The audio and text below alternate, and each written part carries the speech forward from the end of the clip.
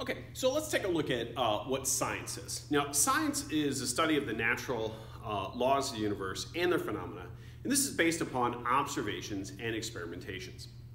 All right, so in science, we see the two ways, in the definition of science, we see the two ways in which we do science. One is through observations, and one is through experimentations. Now, before we get to that, now let's take a look at what are the characteristics of science. So first is guided by natural law. So we're studying natural phenomena. Secondly is explanatory with reference to natural law. So when we're looking at natural phenomena, we're looking at natural mechanisms on how to do the explaining of how nature works. Third, it is testable. So we can do some tests to show whether it is true or not.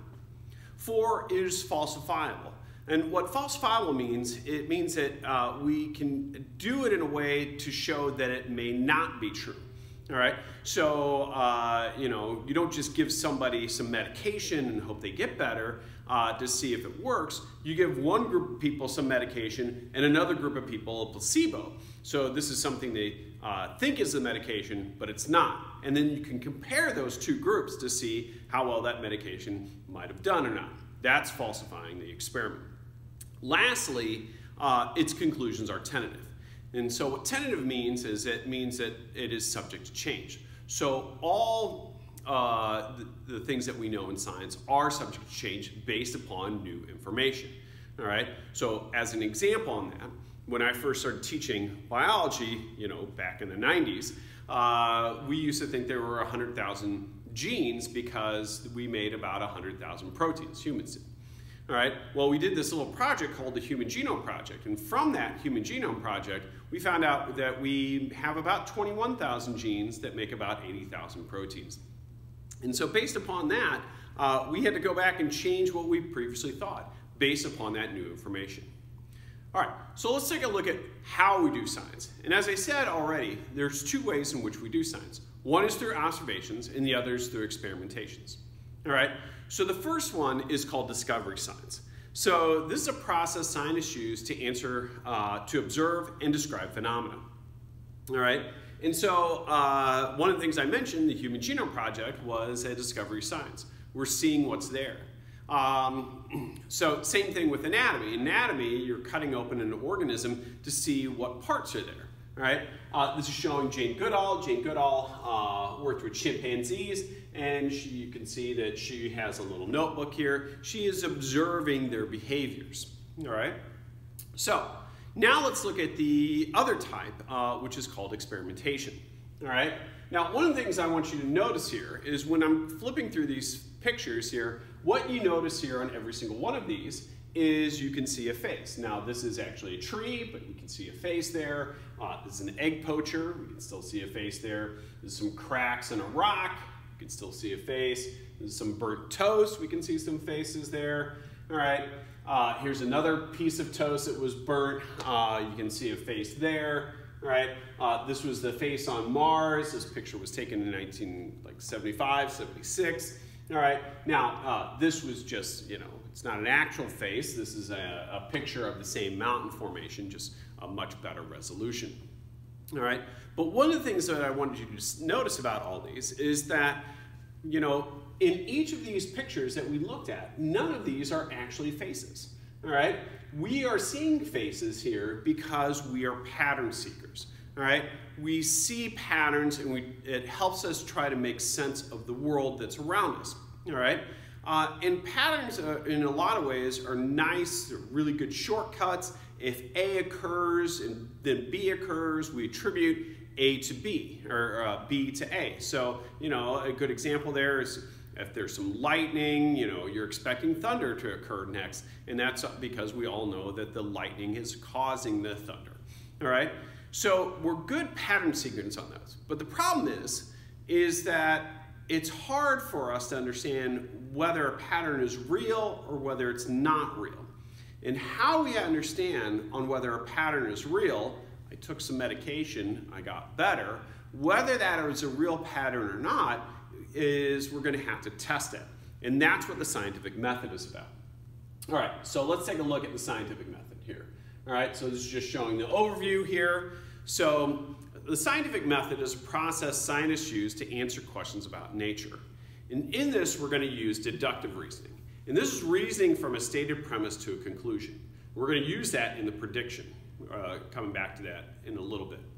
I forgot to mention, in discovery science, we use inductive reasoning. And this is reasoning that uses isolated facts to generalize about observed phenomena.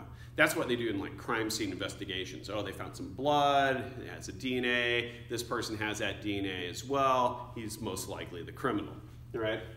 Anyway, so back to the scientific method. Here we're going to use deductive reasoning. So our first thing that we're going to do in the scientific method is to make an observation, all right, or identify a problem. And so we're just going to follow through out of this, this scientific method process from this book. And so this one here says their observation is to many people, consuming echinacea extract seems to reduce the likelihood of catching the common cold or the durations of the symptoms of the cold. And you can tell that she has a cold because clearly she's sneezing here, right? Okay, so that's the observation. So some people think that taking echinacea stops you from getting a cold or actually helps you prevent or get over that cold faster, all right? So from this, you're going to make a hypothesis. And a hypothesis is a proposed explanation for an observed phenomenon. So hypothesis is made showing a relationship between two factors. So if we look at their hypothesis, and this says that echinacea reduces the likelihood of catching a cold and the duration of the cold symptoms. So, take echinacea, you shouldn't get a cold, and if you do, it's going to be over faster. So those are the two factors.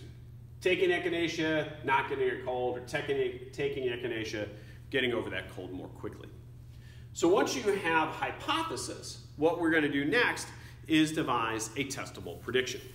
So in that prediction, we're going to make a prediction off of that hypothesis.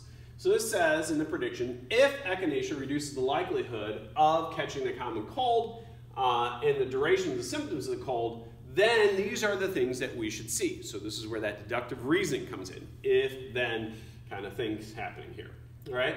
So if I take echinacea, my likelihood of catching a cold is lower and the duration of the symptoms of the cold are shorter.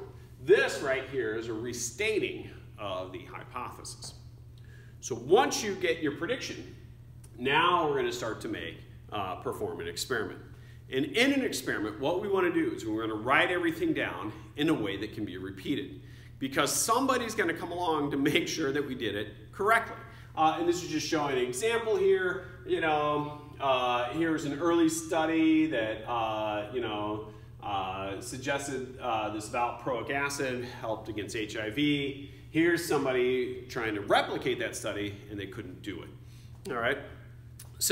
And that's because, so we want to write everything down, and that's because every experiment is subject to objective verification. Somebody's going to come along to make sure we did it correctly.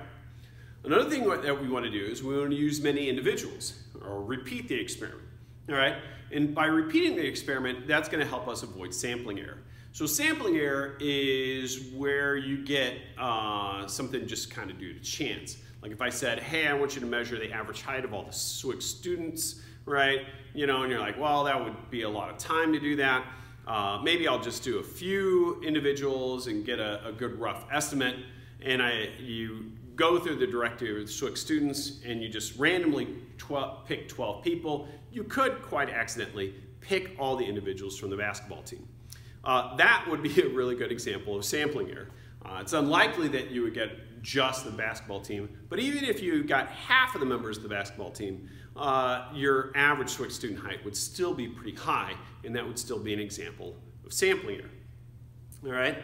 So, just as if you're curious, this is the average height for males and females in the United States. So another thing that we want to do is we want to use we want to control the variables. And a variable is anything that can affect the result of an experiment, all right? So, if we're giving people echinacea, what we don't want them to do is take other cold medications. We already know those other cold medications work. We just want to test one thing at a time, all right? A couple of variables we are going to test for. One is called the dependent variable, and this is a variable that is measured throughout the experiment. So the dependent variable is back here in the prediction. We're seeing how many people get sick and how long they are sick for. Next is the experimental variable, also known as the independent variable. This is a variable that is deliberately varied throughout the experiment. All right, so this is where we give some people echinacea and some people do not get echinacea. So that echinacea there is the independent or experimental variable. Sometimes you can have levels of treatment, so some get more, some get less, stuff like that. But we're always going to have, in most cases, a control group. And a control group is a sample taken through all the experimental steps except the one being tested. So this group gets no treatment, all right? And so I kind of was mentioning this earlier, like this is the placebo group. They think they're getting the medication, but they're not, all right? And so why we need to have a placebo group, this falsifies the experiment, and it shows, it's basically our basis for comparison. If the group that got echinacea does better than the placebo group, that shows echinacea works. If they both do about the same, well, that shows us that the echinacea didn't work. All right? So next is to interpret the results. And what we get out of this is data. And this is any observation or measurement made during an experiment. And this is usually followed by a statistical analysis to show how big a role chance played in this. All right? So let's take a look at their experiment here. All right. So here, researchers randomly divided 437 volunteers into 4 groups to test the effect of echinacea on the common cold. All right. So group 1 got echinacea, group 2 got placebo. This is 1 week before a virus exposure. All right. And this is to test whether treatment prior to the exposure influences the development or duration of the symptoms. Groups 1 and 2 received tablets for 7 days prior to exposure, while groups 3 and 4 did not. Next, all 4 groups got exposed to a virus, a cold-causing virus. Next, they probably got paid for this, all right, so don't worry. All right, so lastly here, after treatment, group 1 still got echinacea, group 2 still got placebo, group 3 nothing before, echinacea now, group 4 nothing before, placebo now. Right? So here is where we're seeing if echinacea helps get over cold, because we're really expecting groups 3 and 4 to get colds, right? So health evaluation. For 5 days, doctors monitor all groups for cold symptoms. And so our last step in the scientific method is to draw conclusions. And a conclusion is a summary that explains whether or not the data supports a hypothesis. Okay? So what we see here, here's their data, right? So cold symptoms present in all 4 groups, all right? And duration of cold symptoms lasts about 3 days for all such groups. So the conclusion was that all groups were equally likely to develop a cold symptoms lasting 3 days, all right? So what they found here was that echinacea was ineffectual in preventing people from getting a cold and also shortening the length of time of that cold. All right, but from a single experiment, we can only answer a very specific question. So echinacea, in the dose that it was given for the amount of time that it was administered, was ineffectual at stopping people from getting cold or reducing the duration of that cold. All right, but from these, right, we can make new hypotheses. So we can alter the amount of echinacea given, or we can alter the length of time. But from many experiments, a larger picture can be made. And so what we've seen, whenever we've done a double-blinded experiments for echinacea, and so double-blinded means you don't know whether you're getting echinacea or not, and also the person interacting with you doesn't know if they're giving you echinacea or not. What we've seen there is that echinacea has been ineffectual against the common cold. All right, so that's been a bigger picture. All right, other bigger pictures in science, one is a theory. This is an explanation for observations and evidence of natural phenomena. And theories explain how nature does it. All right? Now, it's unfortunate that we use theory in science because we also use it colloquially, and it means something completely different colloquially. When we say in our everyday speak, when we say we have a theory, we're really meaning a hypothesis at best. When we say theory in science, we're saying this is how we think the world works, all right, to the best of our knowledge. Next is a law. A law is a description of natural phenomena. This explains what nature does. All right? Now, I want to point out that theories will never become laws because they do two different things. Theories explain how nature does it. Laws describe what's occurring, all right? So, as an example, there's gravitational theory and gravitational law. Gravitational theory states that all objects are attracted to each other, and the larger the object is, the stronger its gravitational pull.